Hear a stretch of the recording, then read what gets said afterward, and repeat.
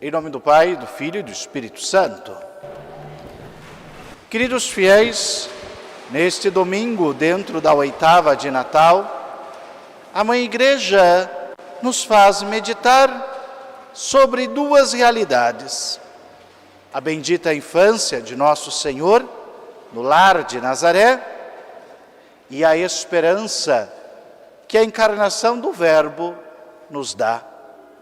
Aqui, queridos fiéis, vemos em primeiro lugar que este mistério da vida que Nosso Senhor assume em nossa carne, verdadeiro Deus, Filho unigênito do Santíssimo Pai do céu, segunda pessoa da Santíssima Trindade, assume a natureza humana, fazendo-se verdadeiro Filho de Maria, nascendo verdadeiramente de Maria, homem verdadeiro, assume a nossa condição para nunca mais deixá-la. E assumindo a nossa condição, assume a vida natural. A graça do Espírito Santo deu a concepção do Verbo. Mas o Verbo se fez zigoto, se fez feto, se fez criança, recém-nascido, se fez crescer em todas as idades, em todas as fases da vida humana. Todas elas o Senhor assumiu até a plenitude. Por isso eu digo, quando ressuscitarmos, todos teremos 33 anos. Fiquem felizes, porque é a plenitude. Depois começa... Mas daí a hora da ressurreição, todo mundo ressuscita com 33 anos. Parece um bom negócio, não? Aqui estamos falando de uma vida verdadeiramente assumida.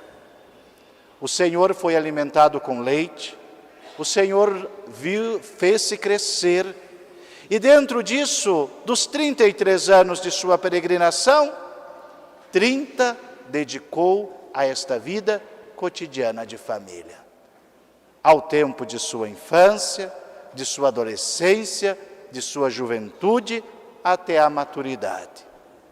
Cá, devemos lembrar que de todas as obras de Deus no mundo, a maioria delas aconteceu ali, na oficina de Nazaré, na casa de Nazaré, entre sua parentela, junto de Maria Santíssima e de São José.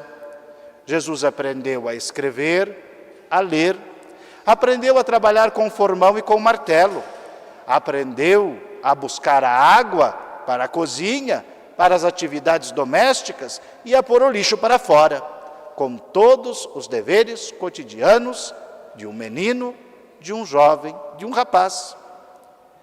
Nisto não dista muito de nossa vida, de nosso cotidiano. A santidade está na perfeição dos atos do cotidiano, de realizar tudo por amor de Deus, como vocação dada por Deus. Deus me chama a este estudo, Deus me chama a este trabalho, Deus me chama a pôr ordem nesta casa, Deus me chama a assumir esta ou aquela atividade em prol e para o bem de minha família e de meus próximos. O Senhor santificou tudo isso em sua infância, em sua vida, obediente a São José e a Nossa Senhora, crescia pleno de sabedoria. Ali estava a graça de Deus. Cá, queridos fiéis, devemos nós também lembrarmos de que a maior parte da nossa vocação se faz no cotidiano de nossa vida, em nossas atividades. Ali está acontecendo o grande chamado que Deus nos dá à santidade.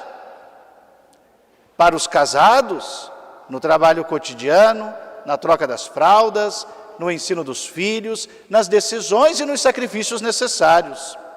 Talvez Deus nos permita momentos heróicos, momentos em que teremos que dar testemunho de nossa fé com grande dano à nossa boa fama, às vezes até os nossos bens financeiros, para colocarmos à prova se realmente o nome de Jesus reina em nossa vida.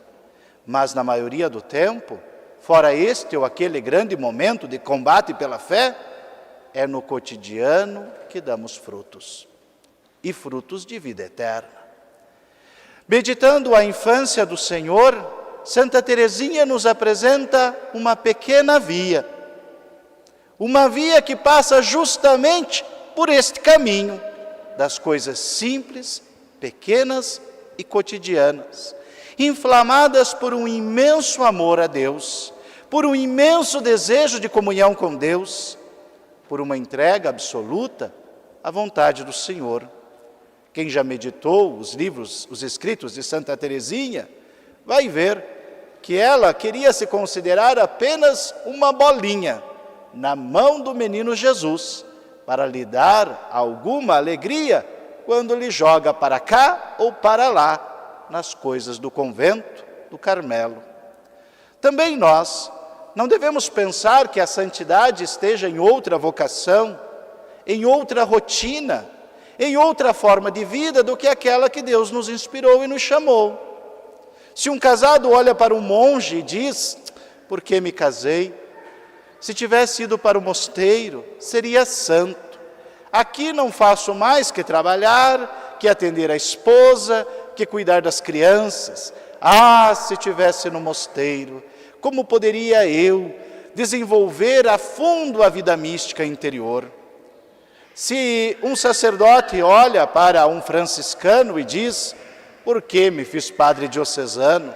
Como é difícil lidar com estas coisas burocráticas da igreja, e prestar contas, e pagar os dízimos à cúria, e fazer obras de restauro de igreja, e atender brigas de famílias, e a resolver este ou aquele conflito pastoral, e a intervir nisto ou naquilo na vida pública. Ah, felizes os franciscanos, que vivem da providência e não se preocupam com isso, que podem se dedicar completamente à oração.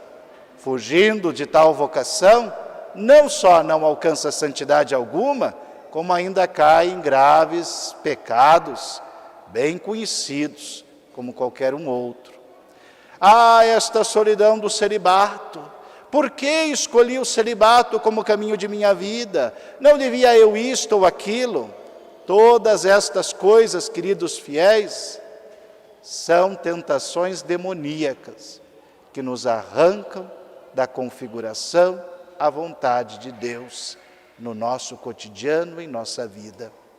É no aqui e no agora, na pessoa que te chega como hóspede, na vocação que Deus te concedeu, no encontro que você realiza aqui, no momento presente, na estação da vida em que está, na geração, nas crianças pequenas, na preparação para o namoro ou o noivado. No momento presente é que atua a graça santificante de Deus. Estas semanas, próximo ao Natal agora, recebi uma triste notícia. Aquele sacerdote que estava conosco na missa pontifical de Dom Fernando, faleceu subitamente, com apenas 35 anos de idade. Um dia estava aqui, padre novo, assistindo a missa conosco, servindo a missa pontifical do senhor bispo, e hoje passou-me a perna, foi para o céu antes de mim. E eu aqui, com 10 anos de padre, ainda tenho que continuar. É o que Deus quer. Deus não nos estabelece que tenhamos que viver como Ana até os 84 anos e que tenhamos que fazer todas as orações, senão ficar viúva. É no marido e nos filhos que está a sua santidade. É no cotidiano da vida, é ver os filhos crescerem e prepará-los para o matrimônio, para a vocação que está a santidade. É em aceitar as noras em casa, é instruir bem a família, é alegrar-se com os netos. Cada um Deus dá o seu caminho. E a santidade não está neste ou naquele caminho, mas na configuração à vontade de Deus, pessoal, para a minha vida. Na partezinha que Ele me chama a construir desta igreja. E cá, queridos fiéis, meditando a infância do Senhor e a vida familiar, compreendemos que tudo é graça, que tudo nos santifica, quando nos fazemos obedientes ao Pai do céu e realizamos a vida da igreja em terra. E chega-nos a segunda parte, a esperança que Ele nos dá. Cá, queridos fiéis, ao entrar no tempo, Deus nos chama à santidade da eternidade. Por um tempo o servimos nesta ou naquela obra, conforme a sua vontade.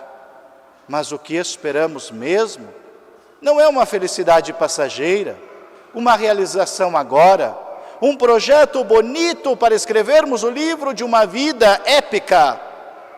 O que esperamos é a plena comunhão com Ele. É mergulharmos no mar do amor divino, que não tem fim, que não se acaba, que nunca satura, mas que é sempre novo, que é sempre atual, que é sempre perfeito. Ao entrar no tempo, o Senhor nos chama à eternidade, à sua própria companhia.